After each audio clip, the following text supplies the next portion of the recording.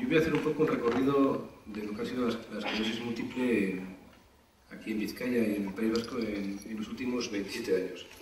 A veces los pacientes comentan que lento va esto, o dicen que hay muchos avances, pero luego se convierte en nada.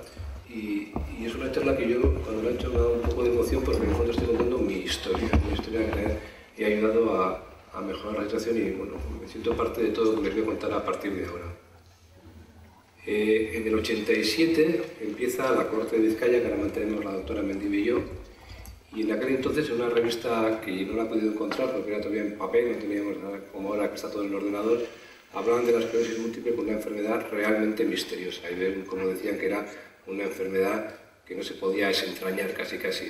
Y la situación en Vizcaya pues no era buena. No había ninguna consulta especializada, apenas había investigación, como luego verán en una gráfica. No había ningún tratamiento. Realmente cuando yo empecé con la consulta lo que hacía era acompañar a los pacientes y poquito más. Cambié en Lubacten, que algunos de ustedes se habrán puesto por otro medicamento. Y Adembi estaba en pañales. Adembi llevaba 2 años funcionando, o 3, y realmente era una asociación pues todavía en fase casi de bebé, ¿no?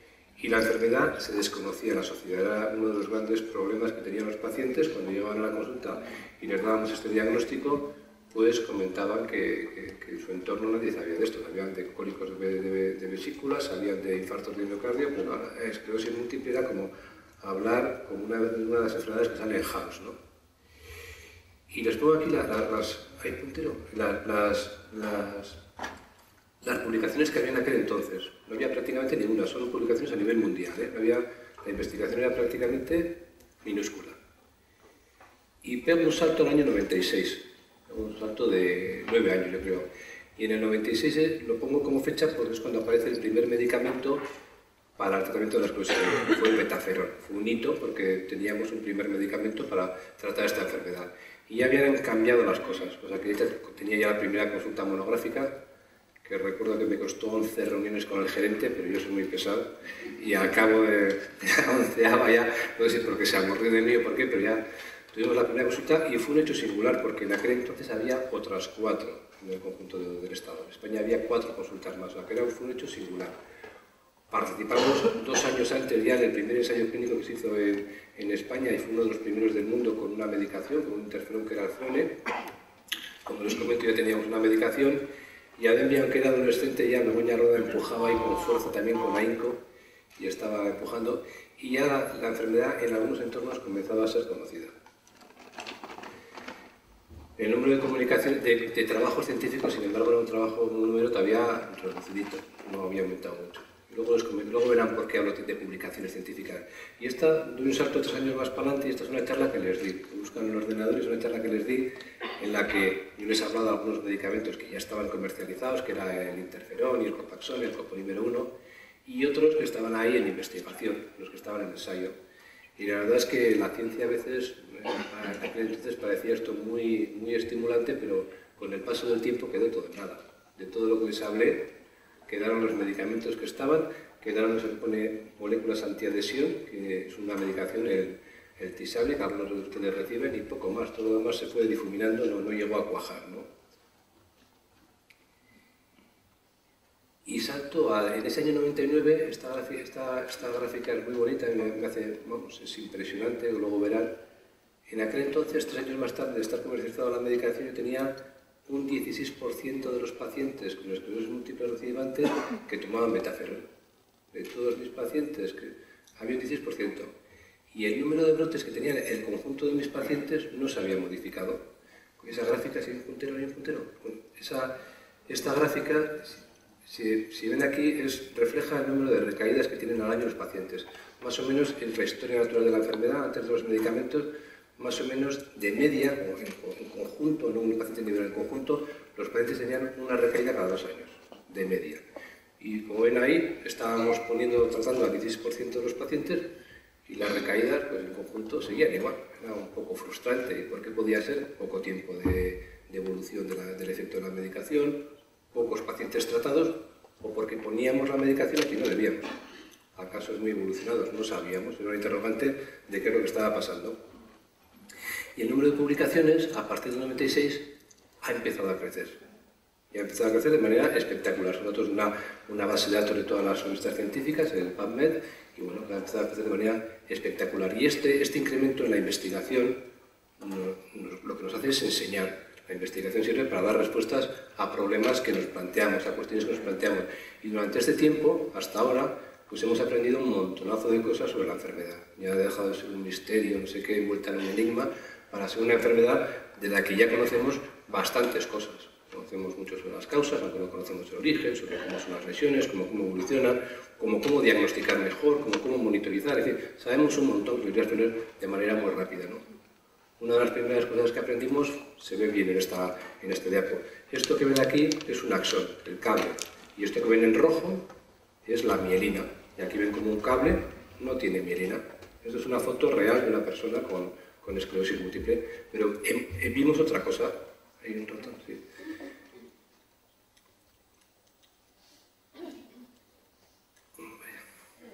Quitamos este. Vimos otra cosa, y es que los axones, el cable también se rompía. Como ven aquí, este es un cable que está roto y ha salido, dentro del cable hay líquido y ha salido esa gotita de líquido. Y eso ya empieza a dar explicación a las formas progresivas que se hacía referencia al comienzo de esta reunión.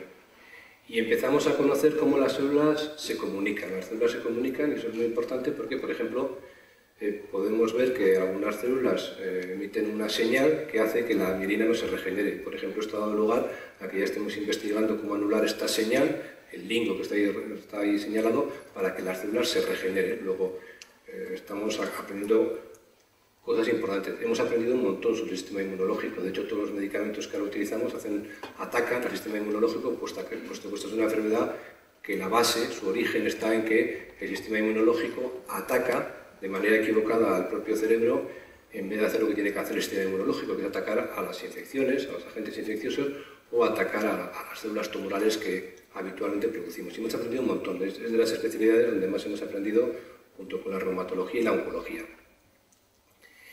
Y hemos aprendido algo muy importante también en cuanto a las formas progresivas, y hemos aprendido que lo que pasa al principio de la enfermedad, este sería un cerebro de una persona al comienzo de la enfermedad, en la que tiene una placa y en la que tiene un brote.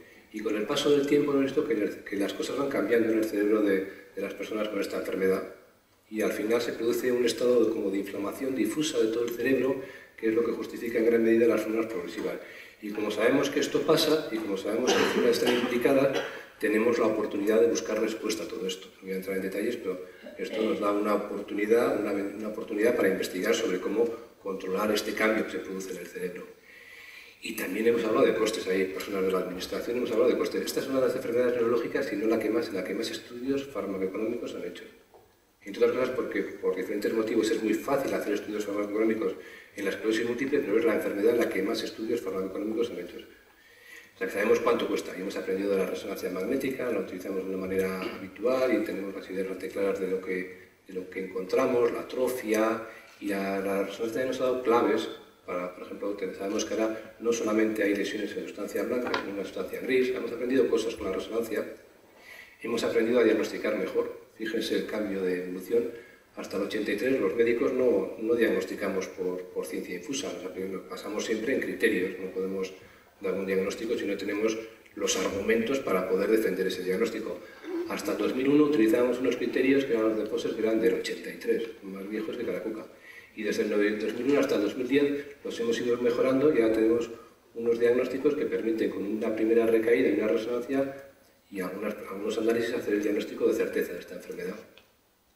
Y hemos marcado nuevos objetivos en los tratamientos. Ya buscamos que reduzcan los brotes, pero más cosas, que dejen al paciente sin actividad de ningún tipo. Y hemos aprendido a personalizar la medicina.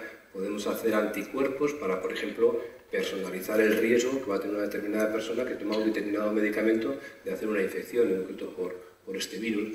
O tenemos marcadores en el líquido cerebral-rápido cuando hacemos la punción lumbar para saber qué paciente va a poder ir mejor o peor y por lo tanto ser más o menos agresivo. Vamos, que hemos aprendido un montón. Y esto que hemos aprendido un montón ha dado lugar a que, por ejemplo, estos pocos medicamentos que teníamos tantos matices que era complicado utilizarlos. Y por eso los neurólogos nos reunimos, en la Sociedad Española de Neurología nos reunimos y dijimos hay que hacer cómo utilizar mejor estos medicamentos, cómo cada paciente el más adecuado. Hicimos un algoritmo de tratamiento. Y ahora, ¿cómo estamos en medicamentos? Que es lo que todos ustedes piensan. Pues estamos con todo esto. Todos estos medicamentos que están aquí son medicamentos que están o aprobados o prácticamente aprobados por las agencias reguladoras, por la EMA, por la Agencia Europea del Medicamento.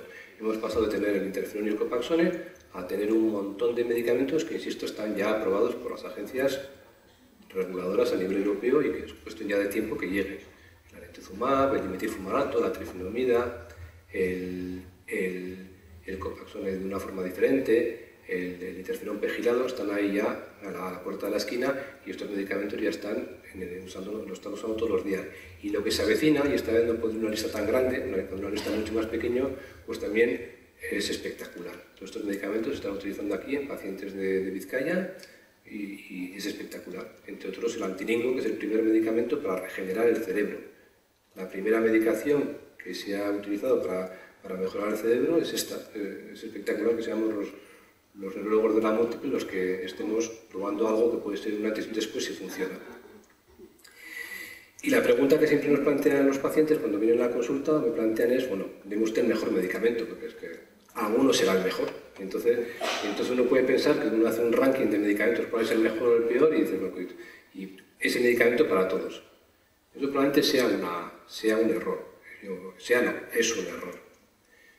La medicina tiene que ir hacia buscar el mejor medicamento para cada momento en la evolución de la enfermedad y para cada paciente. Es la medicina personalizada en base a lo que contaba antes del líquido cefalorraquídeo, en base a la serología para ver el riesgo de una determinada infección, y en eso estamos. Y estando en eso de la medicina personalizada, con todo, ¿cómo manejamos los medicamentos, los neurólogos? ¿Cómo hacemos el manejo de los medicamentos? Cada medicamento lleva un manual de instrucciones. Esto está en inglés, pero esto es un manual de instrucciones en el que disponemos de toda la información conocida sobre esta enfermedad. Eso lo hace la Agencia Europea del Medicamento y en documentos que no son ligeros, pues viene toda la información de lo que podemos esperar de los riesgos y de los beneficios. Y al final se traduce en una ficha técnica que es la que de alguna manera nos marca el carril en el que nos podemos mover. Yo no puedo recetar una medicación que no tiene la aprobación porque sería algo que sería absurdo. A veces los pacientes dicen, como ha salido este destornillador tan bueno, démelo usted a mí para este tornillo. Digo, que es que no vale, este destornillador para este tornillo no va a encajar, irá fenomenal para este o para este, no lo sé. Y entonces la medicina personalizada implica manejarse buscando la mejor alternativa para cada paciente en cada momento y no aplicar una norma general que muchas veces, por muy bueno que sea el medicamento, y todos salen siempre con expectativas de que casi que se cura la enfermedad, hay que buscar el mejor destornillador para cada tornillo o la mejor medicación para cada paciente en cada momento. Y eso es lo que hacemos los médicos, porque si no sería muy fácil. El mejor medicamento haría el lava más blanco, pues haría para todos. Eso es un error y lo han visto cuando, al cabo de 3 años, pues todavía estábamos inseguros en cómo utilizar un medicamento, que ahora verán, unos medicamentos que ahora verán son fantásticos. Va a haber un protocolo de los neurólogos para ordenar todos estos medicamentos, y yo formo parte del grupo que está trabajando en este protocolo. Pues yo creo que va a tardar, porque es complicado. Hay tanta información, tantos medicamentos que ahora es complicado que en corto hagamos un protocolo que todo el mundo quiere, pero que es realmente complicado. Y vuelvo a una de las fotos iniciales. Esto es, después de 3 años con interferón, cómo estaban los pacientes con una tasa de recaídas, con un número de recaídas al año, que era igual que no poner nada, 16% de datos. ¿Y cuál ha sido la evolución con el paso del tiempo después de todo lo que hemos aprendido? Estamos aquí. Esto es mucho, esto es casi la excelencia hoy en día. O sea, probablemente con lo que hay no podamos tener un número de recaídas en el conjunto de los pacientes menor que este. Y en el futuro inmediato nos podríamos mover en este rango. O sea, con lo que teníamos bien utilizado, hemos conseguido tener unos resultados muy buenos porque hemos aprendido de la investigación y hemos sabido aplicar esos conocimientos en el día a día de nuestros pacientes y para también, en alguna u otra medida, personalizar los tratamientos. ¿Y cómo estamos en el año 2014? Y aquí sigo con la historia ya del presente, del pasado al presente. Yo creo que estamos bien. Y lo decía antes y lo repito ahora, cuando yo voy a reuniones con compañeros míos de Cataluña, con compañeros míos de Andalucía, la coletilla es decir, vosotros estáis muy bien, siempre es la frase que nos cuentan. Y es verdad, es que es la verdad, no es que sea... Yo soy guipuzcoano, no soy de Bilbao, pero es que es verdad, no hay más que esto. Es decir, contamos con uno de los 10 centros de referencia a nivel estatal. Participamos, afortunadamente, en la mayoría de los ensayos clínicos. Participamos con medicamentos que pueden regenerar la mirina. Tenemos investigadores básicos que son buenísimos, o sea, que tienen una proyección internacional indiscutible. Citaré a Carlos porque es mi devoción casi a Carlos Matute, es un tío que es bestial en lo que hace y cómo se le reconoce externamente. Las posibilidades terapéuticas se han multiplicado un montón. La Fundación María Eugenia Parza es literalmente la líder a nivel de España en cuanto a soluciones de pacientes. La líder indiscutible, o sea, es como nadie lo pone en duda, ¿verdad? Cuando uno va por ahí nadie lo pone en duda y tiene ya una proyección internacional. La residencia para pacientes con esclerosis múltiple es un hecho que es tremendo que haya una residencia. Antiguamente muchos pacientes jóvenes y unas residencias de ancianos, porque como estaban discapacitados, estaban como los ancianos, pero no eran ancianos, eran jóvenes. Y que hay una residencia y que la Diputación haya tenido la sensibilidad de hacerla y que ADEMI haya tenido el arranque de gestionarla realmente es una gozada. Y la sociedad, por lo menos la vizcaína, no es que conozca la enfermedad, es que está implicada hasta las cártolas con la enfermedad. Yo creo que eso es un mérito de Marta, que Marta Fernández Rivera, que mueve las cosas y realmente... ¿Y cuál es el resumen de todo esto? Pues lo que decía antes, digo que estamos todos implicados, estamos todos alineados, hace que estemos bien. ¿Es mejorable la situación? Muy mejorable. A mí se me ocurren 10.000 ideas para mejorar la situación, pero estamos ahora, quizás tenemos más que... Es el formar equipo, ¿no? Parece que estamos todos, las administraciones, ADEMBI, la sociedad, los neurólogos que están aquí, Marimar, Xavier, Cristina, estamos todos más o menos implicados, formamos parte como de la misma historia. Y eso a mí personalmente me da mucho gusto. Y estoy acabando. ¿Cuál va a ser el futuro? Y aquí vuelvo a las publicaciones, porque esta gráfica de las publicaciones, ¿qué tiene que ver? ¿Qué les importa a ustedes, a los pacientes, que haya 1000 o 2000 o esta curva de evolución de las publicaciones? Pues yo voy a poner las publicaciones en SIDA. ¿Y qué pasa con las publicaciones en SIDA? Cuando apareció el SIDA hubo un boom de publicaciones y de repente empiezan a decaer. Y dice, ¿qué pasa? ¿El SIDA no es un problema? Pues que la investigación siempre da lugar a soluciones. Algunos proyectos serán fallidos, otros serán acertados, y cuando se encuentran soluciones, el problema deja de ser tanto problema.